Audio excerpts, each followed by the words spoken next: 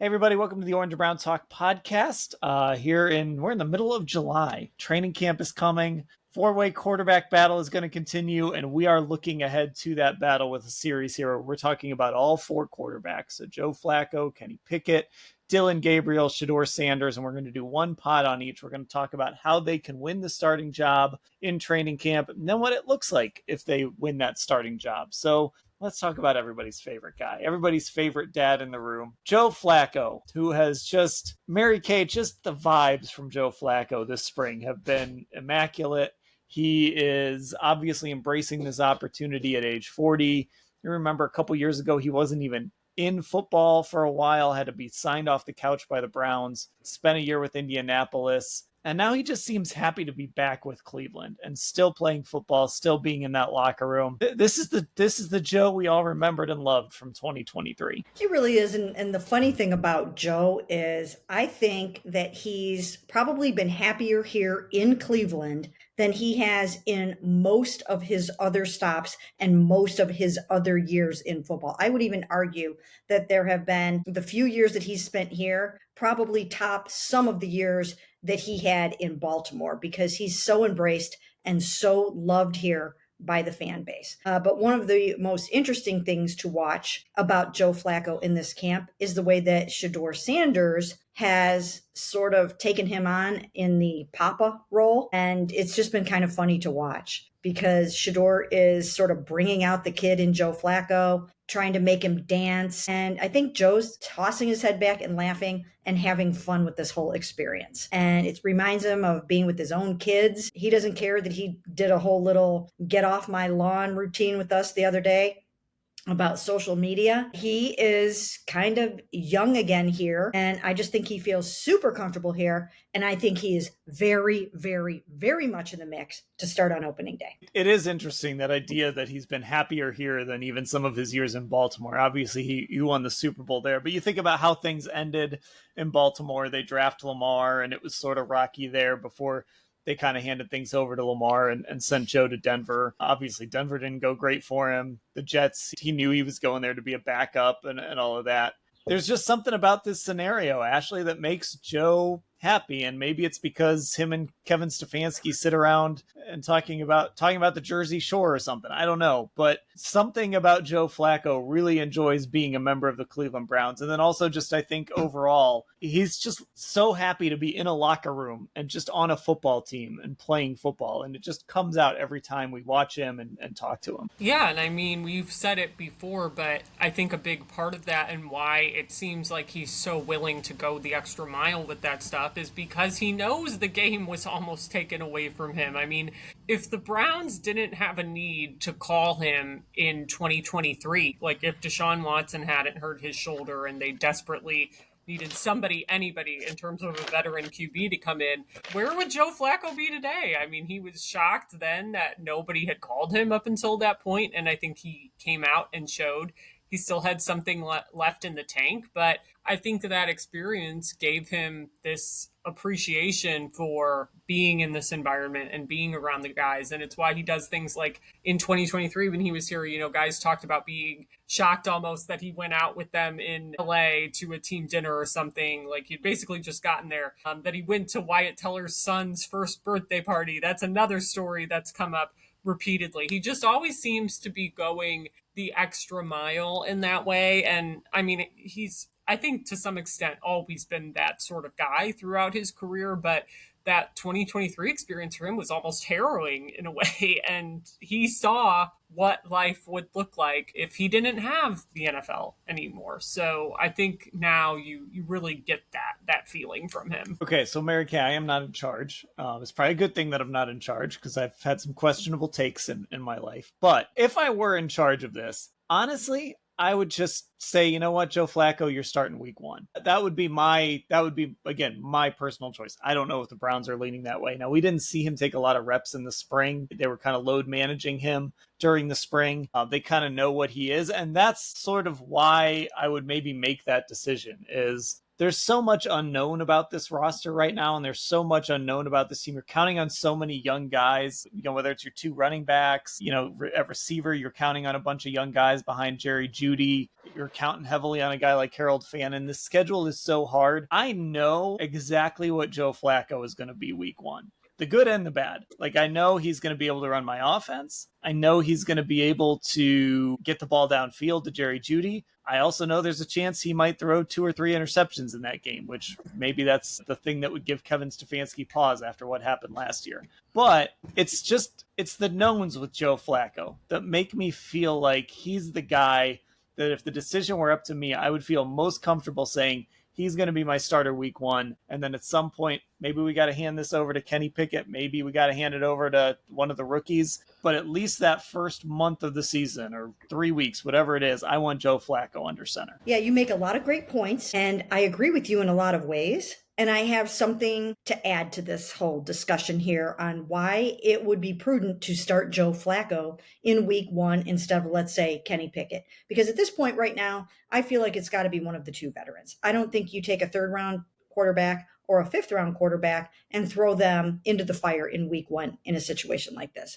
I think that would actually be almost irresponsible at this point. But one of the reasons why I would go Joe Flacco in week 1 over Kenny Pickett is because Kenny Pickett, first of all, he's still learning the terminology. He's still learning how to hone his pocket presence. He's still learning under center stuff. So it's not automatic for him and it's not natural for him yet. So that's one of the things. But if you start Joe Flacco, and it's either going to go well and you can continue on with it. If it doesn't go well, you put Kenny Pickett in there.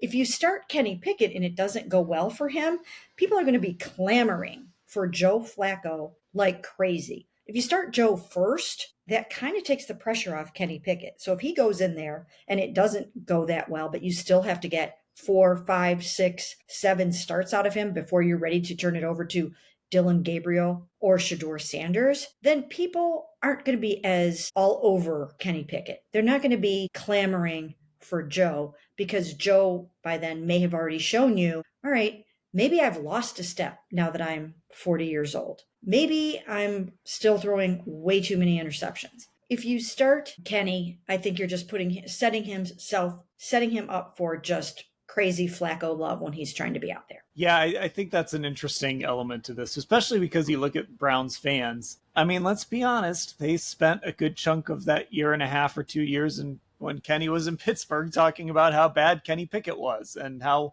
much of a joke it was that the Steelers took him in the first round and making fun of him. So, look, that's sports fandom, right? Sometimes you have to change your tune when a guy puts on your colors. But I think Mary Kay is right, Ashley. I think that. I don't know how much the Browns would consider that. On top of everything I mentioned, this idea of the pressure it would put on Kenny Pickett, like he throws 1 interception in the first quarter against Cincinnati, and the Flacco chants are going to start. Yeah, like I can envision it now. And I mean, I just keep thinking about that quote from Kenny Pickett about it takes 2 years to really know a system. Well, like, yeah, if you're Kenny Pickett, but not if you're Joe Flacco, who's entering year 18 and has basically already played in this offense. Like, to me, I'm with you. Like, if I was making the call, it would be Joe. Like, that's just common sense to me at this point. So, I mean, I think it's a credit to Joe Flacco, right? Because we know everything this team did, right? They went out and got Kenny Pickett. They think he could be like a Sam Darnold. Okay.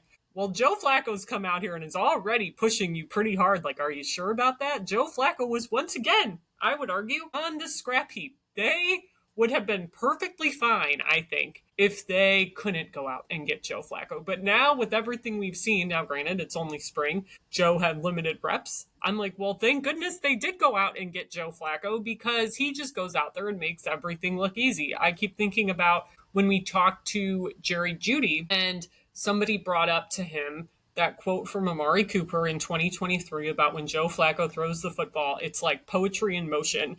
And Jerry Jeudy cut off the question and said, yeah, I understand exactly what that means now. Like, it's those kind of things that you hear and you're like, man, Joe Flacco might not have been the guy this team envisioned starting week 1 for them when they entered this offseason. but it certainly wouldn't surprise me if that's how it plays out. I mean, he's here to play. He's here to push for that job. Okay, so Mary Kay, what does it look like in training camp for Joe Flacco to win this job? Well, here's the thing about Joe. I think he's going to look really good in training camp because he does have a head start in this system. The coaching staff knows him. You can almost just plug in Jerry Jeudy as Mini Cooper. And I think that the offensive linemen, they already love him. So I really do think he's going to look good in this setting because the style of football that they're playing right now, the Kevin Stefanski style, it just plays to Joe Flacco's strengths. So what it's going to look like in training camp if he wins the job is he will be hitting the deep ball to Jerry Jeudy. He will be hitting deep balls to David Njoku, said Harold Fannin,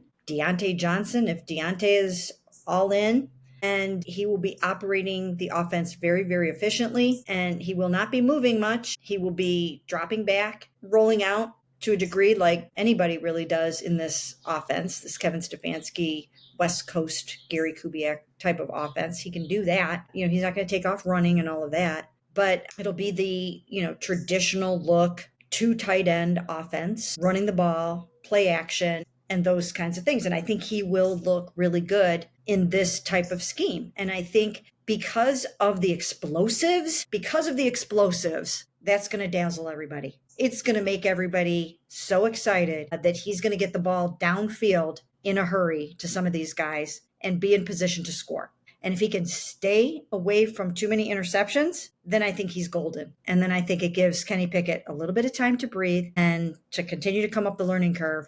That's how I think that Joe can win it. That's what it would look like. And this is one of those things, too, where we've got to factor in that some of these practices, I don't know how many are going to be open to fans. So we're going to have a few thousand people watching these practices and Joe Flacco throwing these beautiful deep balls and people still wearing their number 15 jerseys from years ago. By the way, Mary Kay, you called Jerry Jeudy a Mini Cooper. Have you guys ever ridden in a Mini Cooper? No. Have you? Yes, it's an awful experience. I don't really. Yeah, really. Our guy, he's an entertainment Wow. reporter now. Our guy Joey Morona had one when way back when I first started working at cleveland.com, and I rode with him in his car. And I'm not big. I'm like 5'9", 5'10". I get in this car, and the first thing that happens is I bang my head on the side above the door. No. when he rips around a corner. So yeah, Mini Cooper's not great. Sorry, I have no offense to any Mini Cooper drivers out there. But somebody's probably listening to this in a Mini Cooper right now. Dan, probably. And listen, your car is a delight. If you love driving around in a Mini Cooper, more power to you. But it's not for me because I'm over 5. I'm over 5'6". If you are apparently. listening to this from a Mini Cooper, please reach out to us because we want to know. This is a time to reach out to us. Dan, leave a 5-star review. Right now. Leave a 5-star review and tell us that you're a Mini Cooper driver, or text us at Football Insider or Twitter, Orange Brown Talk, Instagram, Orange and Brown Talk. We want to know, did I offend the Mini Cooper audience? I don't know. We should get some of the Browns offensive linemen in a Mini Cooper. That would be funny. It would be a disaster if Joel and Wyatt and Ethan Posick that would be bad. That'd be really bad. All right, back to the topic at hand. Actually, 2,000, 3,000, I don't know how many fans show up at training camp. It's a lot. There will be a lot there to see Shedeur Sanders, of course. But Joe Flacco hits one of those deep balls. That place is going to explode. This fan base still has Flacco Fever. Again, I think so many people were, fan-wise, were not happy that the Browns did not try to bring Joe Flacco back in 2024. People fell in love with Joe Flacco, which is crazy when you consider the history and how he was just one of those quarterbacks that owned the Browns for a lengthy period of time post 99 because he was in their division. So this fan base went from hating Joe Flacco to all of a sudden embracing him in a way that, truly the stuff of a sports movie, in my opinion. Reality being stranger than fiction, a prime example of it. And yeah, I think, I'm sure we're going to do this at some point. I think if you ask these fans right now who they want starting week 1, it would be a resounding win for Joe Flacco. I really do. I think this fan base, a lot of them are excited about Shedeur Sanders, but I think there's this nuance of it's not the worst thing in the world to let him work his way up. This fan base has seen rookie quarterbacks thrown into the fire too early, try and fail. Like, they've experienced that. I think most of them still want to stick with Flacco on this if given the choice. Okay, so let's project this a little bit. Let's say Joe Flacco does win that job week one. We talked a little bit about why that might make sense, but it is worth noting that Joe Flacco, the last time he played a full season was 2017 when he played 16 games. Really, that run from 2008 to 2017, he played every game except in 2015, he tore his ACL. Since then, he's played 9 games, 8 games, 5 games, 2 games, 5 games, 5 games, and 8 games. Now, there are some extenuating circumstances. Obviously, he was a backup a lot of time in New York. His year in Cleveland, he didn't get a chance to play a lot because he was on the couch and wasn't even a member of the Cleveland Browns for a while. In Indianapolis, it was kind of known that he was going there to be the backup to Anthony Richardson, and then got his opportunities when Richardson was hurt or was struggling. So still, Mary Kay, it has been a while since Joe Flacco has played a full season. Is that even in the cards? If he's the week one starter, is there a scenario where he just sets everything on fire again like he did in 2023, and the Browns are the talk of the NFL world, and Joe Flacco starts, I don't know, even if it's not 17 games, he starts 12 games or 13 games for this team? I suppose there is a world in which that can happen, but I do feel there is going to come a point in this season where they're going to want to turn it over to Dylan and Shador and see what they can do and see what they have in these guys as they make their plans for the future. And not because they're out of it, but just because they have these 2 first-round picks next year, and they do sort of need some data on these guys. Now, they won't do that if they are in the playoff hunt. They're not going to do that. They'll stick with how they got there. So if by some stretch Joe and Kenny have them still in the thick of it through 12, 13 games, and those young guys won't get a chance. But I don't see Joe lasting that long. I think if anything, maybe they'd give him about a half a season. Yeah, and I think a lot of it depends. It does depend a little bit on that record.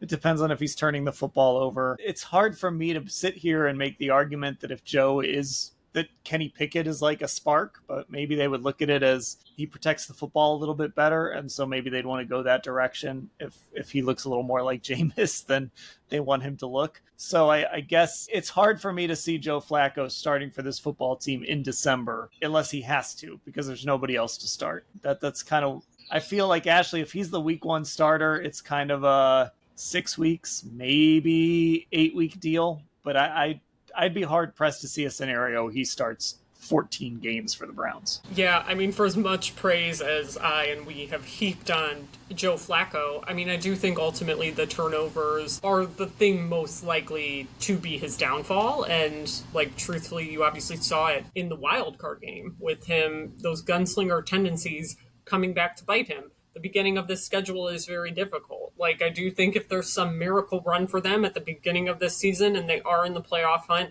like, you wouldn't change what was working. But the flip side of that is that's very unlikely, number one. And number two, you do have to figure out what you have in these rookies and where this room is going to stand going into the 2026 draft, which they have admitted is obviously a lot deeper of a class potentially than what they had this year. So you got to know, like, are you hunting for a quarterback with one of those 2 first-round picks or both of those first-round picks next year?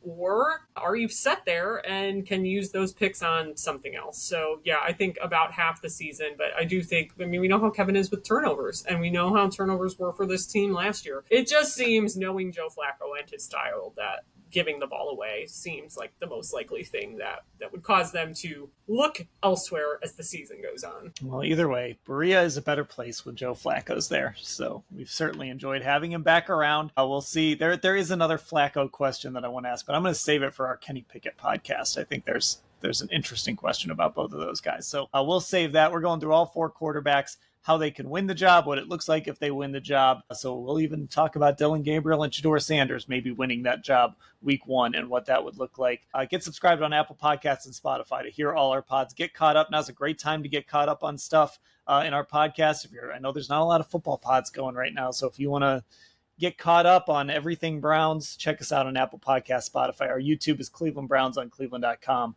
Lots of stuff to listen to and watch at those 2 places. For Mary Kay and Ashley, I'm Dan. Thanks for listening.